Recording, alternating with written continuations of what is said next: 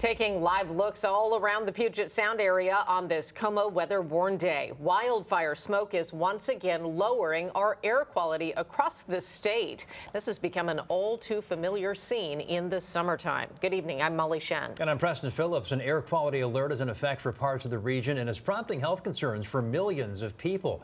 This is a live look at the Washington State Department of Ecology's air quality map, and you can see the air quality ranges from moderate here in western Washington to unhealthy in parts of eastern Washington and hazardous in the Wenatchee area, registering at more than 400. Tonight we have team coverage. Meteorologist Stella Sun is standing by, but let's begin with Chief Meteorologist Shannon O'Donnell with what we can expect with the smoke in these coming hours. Oh, hi there, Molly. Yep, more of the same. The smoke that all poured in here about 36 hours ago has been stuck in place ever since. We're adding a little bit more to this toxic stew hanging around, but it's mostly just the same smoke that has been pushed all the way down to the surface and now is just simmering right around the waterfront. On top of that, it gets hotter. A heat advisory in place through tomorrow. It's plenty warm out there already today.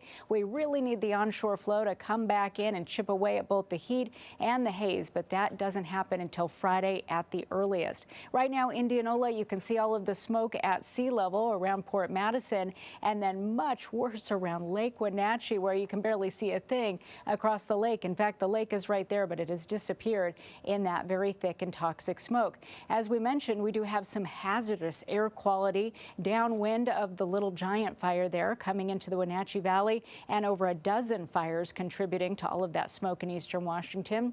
Most of our air quality at first glance appears moderate. That's just right near the waterfront. You climb away from the water and into the interior of King County, and boy, it gets bad quickly. In fact, downright unhealthy as you rise in elevation into the Cascades this afternoon. So a look at the surface smoke model. Look at how much better, by the way, it is around the San Juans, the Strait, and the ocean beaches. This is all the smoke that today has really been banked up on the east side and then down the I-5 corridor. Putting things into motion, this is accounting for the current smoke and the wind to come. We start to push some of the smoke out of the way tomorrow. It's really not until Friday that we make a good marine push of things and push that smoke back into eastern Washington, where they're really going to continue to suffer with it there around Omak and back towards Chelan and Republic.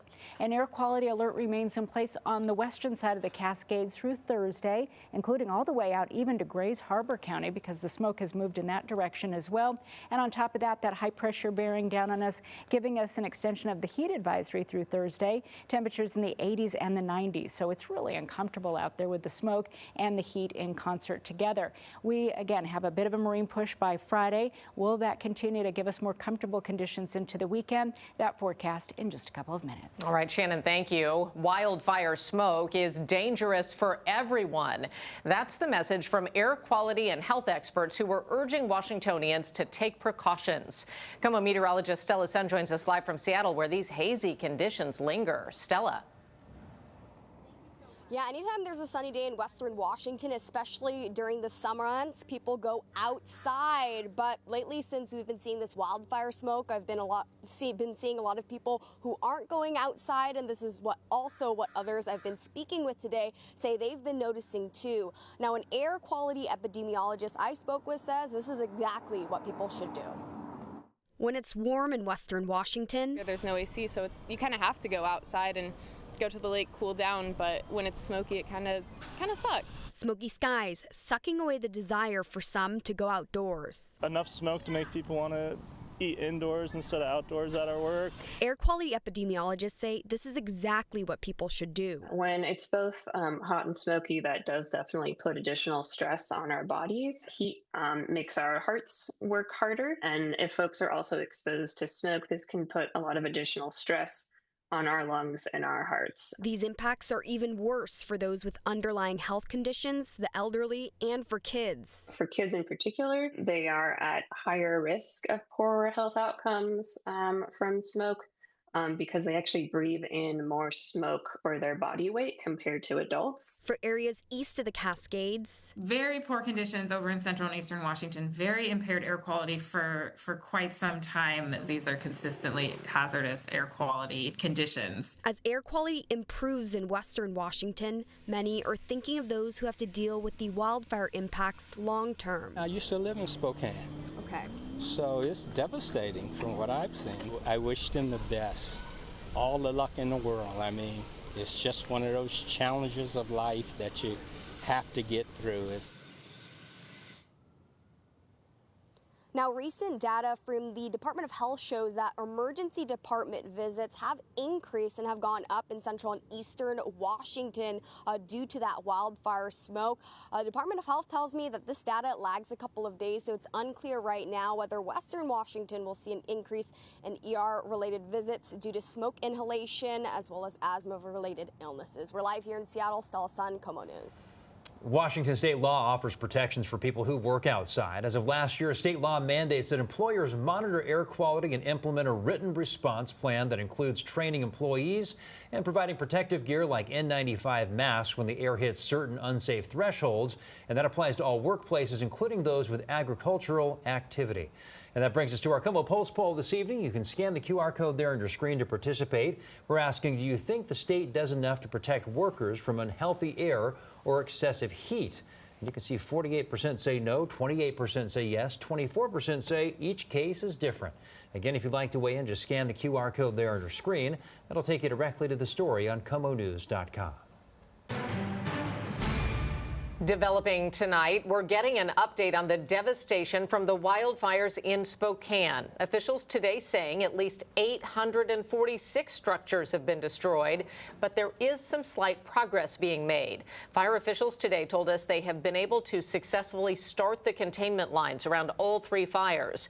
Crews are now working to strengthen those lines and put out pockets of heat near homes and other structures to reduce the risk of more damage. And Spokane officials are working on providing aid to all those impacted. Right now we're focused on making sure everyone has safe housing, that they're fed, that they have basic needs met. Fire leaders say there are now 1,500 firefighters in the area fighting the flames. The man accused of starting one of the fires, Aaron Farinacci, is now being held on $1 million bond. Right now, thousands of people in eastern Washington have been forced from their homes by the Spokane area wildfires. The American Red Cross is providing shelter, meals, and support to families who need it most. If you'd like to help, all you have to do is scan the QR code there on your screen, and that will take you directly to the Red Cross. The largest wildfire burning in Washington remains the Kaiser Canyon fire in Okanogan County. It has burned more than 136,000 acres since it was sparked by lightning on July 16th, just south of Nispelem. Officials say fire activity yesterday was minimal, allowing crews to make some progress. But the official containment number remains at 48%. Meantime, the Little Giant fire near Lake Chelan has now grown to nearly 71,000 acres. It also started from a lightning strike, this on July 15th. The fire continues to threaten more than 1,800 structures, though none has been lost. More than 1,500 firefighters remain on the lines there after strong winds pushed the fire across the Idiot River, sparking another fire near Lake Chelan.